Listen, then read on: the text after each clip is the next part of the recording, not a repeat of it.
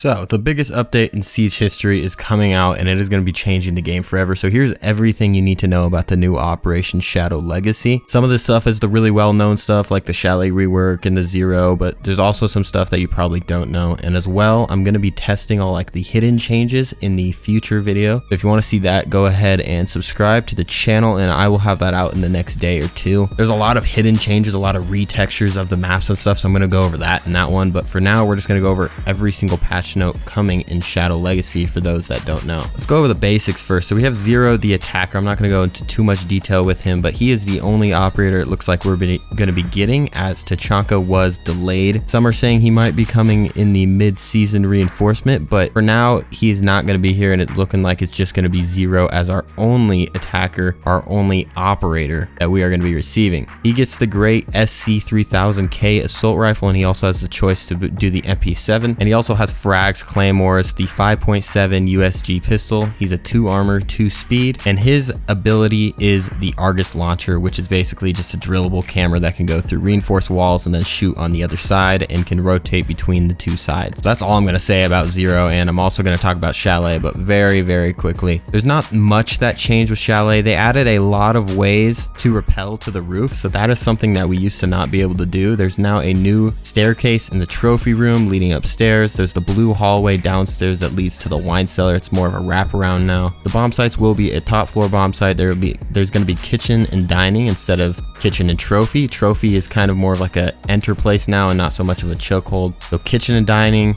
bar and gaming room, and snowmobile and cellar. That is the one that stayed the same. And now for the new ping system, which is actually a huge thing for meta and being able to actually know what everything is. You'll be able to ping everything specifically and see exactly what it is. So the new ping system is coming. So now on top of the regular yellow pings, you'll also be able to use contextual pings, both while in character and while using cameras and drones. So you can ping stuff the same way if you're in a camera, drone, or on your body. So a few cool things about this that a lot of people don't know is you're going to be able to reveal the operators by pinging their gadget. So if you ping a ADS, you are going to also reveal Jaeger, if that makes sense. All the yellow pings will have their own number for each player on your team. The callouts will be easier. Just say, look at ping 1 or something along those lines, because your ping will have a different number than all of your other teammates. This is all coming to controller too. They just had to switch around a few of the keybinds for controller. So they switched it from the swap fire mode onto the default ping. So those two switch places really. So this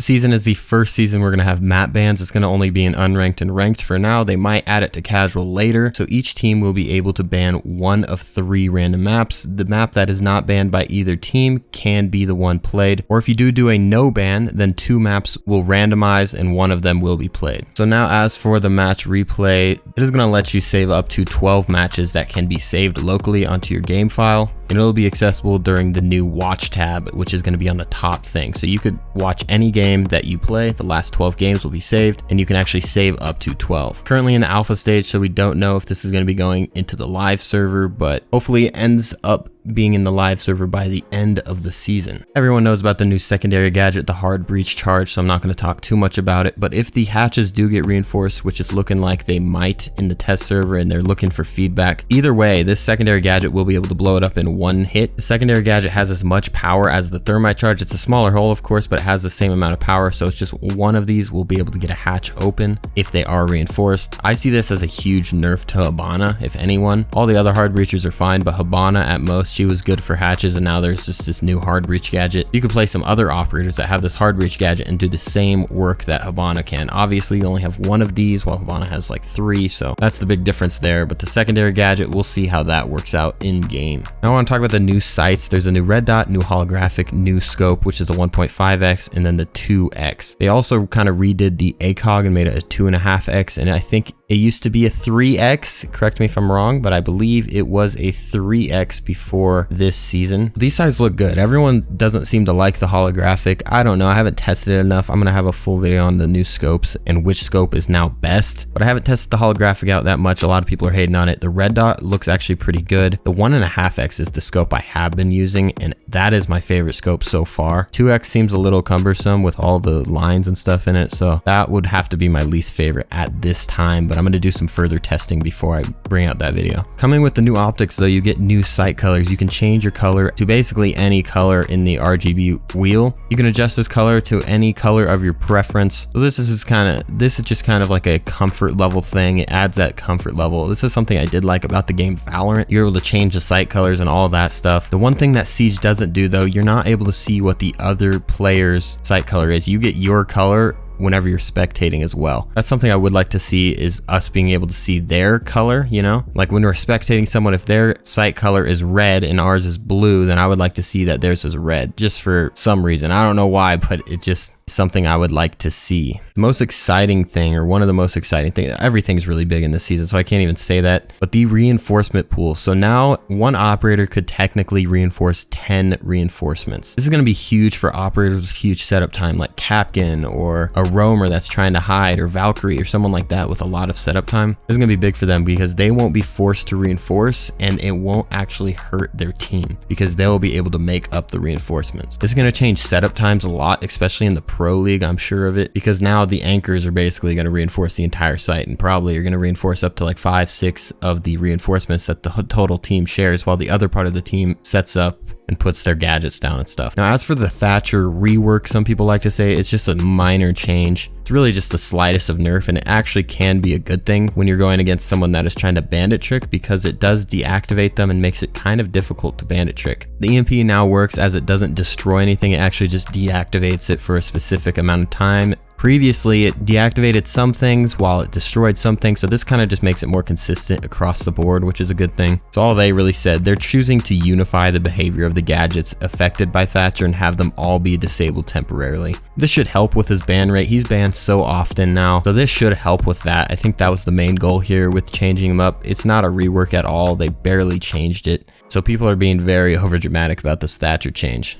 As for things that aren't being discussed often, the operators' prices are decreasing, at least a few of them. So some of the operators you might see decreasing, you see Amaru and Goyu, their price is go down from 20,000. Maverick and Clash, their price is going down to 15,000, so they're doing just the annual 5,000 drop. They always do this with operators. They like to just keep dropping them to make them, as the new operators come out, these operators get cheaper. And then Ying, Legion, and Ella will go down to 10,000, so they're getting pretty cheap. So for people that don't have all the operators yet, here's your time to open up some doors into getting potentially Maverick, Clash, Ying, Legion, Ella. These are all becoming cheaper operators. Now we do have the Shadow Legacy weapon skin. It looks pretty interesting. As you guys can see in the little thing here, it does have the 3 light, which is the Sam Fisher thing. So I don't know where that is on the weapon skin, or if that's just on this part. If the skin just looks like that, it's pretty plain, but it looks better than just like a default. It kind of almost looks like carbon fiber look on this, so that's pretty cool. As for all of the balances, so Montaigne will be receiving the Hard Breach gadget, Ying will be receiving the Hard Breach gadget, Fuse, Finka, Amaru, Nook,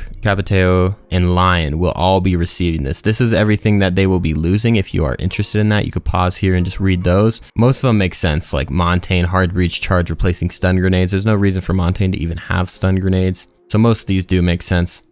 Now Maverick is getting a buff. Maverick now has an additional blowtorch canister, so he now has 6 from the 5. So it will be even easier to Maverick trick now. Not that it's really needed as much now that we have that Hard Breach gadget and such, but it won't be so tight if you are trying to Maverick torch. I know that 5, it gets a little tight during the end if you're trying to actually trick an entire wall. So we already talked about how the ACOG has, the zoom level has changed. I think it was at 3 previously, now it's 2.5. Pretty sure that's what it was. So this does not mean the old sites are going away, it's just some are going to be redistributed into the operators. Some operators will get the new sites, some will not. Some will only get like a new red dot, some will keep the old hollow, etc. So it's just going to be case by case, really. Operators like Ash, they will receive their full loadout and it'll be the same exact as it was previously. So here are some big things, right? Player comfort. So there is going to be a minimum MMR gain and loss. If you guys do play ranked a lot, you would know that if you have played like 300 matches, you're going to get like 5 elo per game. Pretty unfortunate once you get to that point. But now winning and losing a ranked match will now only give a minimum of 25 MMR gain or loss. So basically all this is,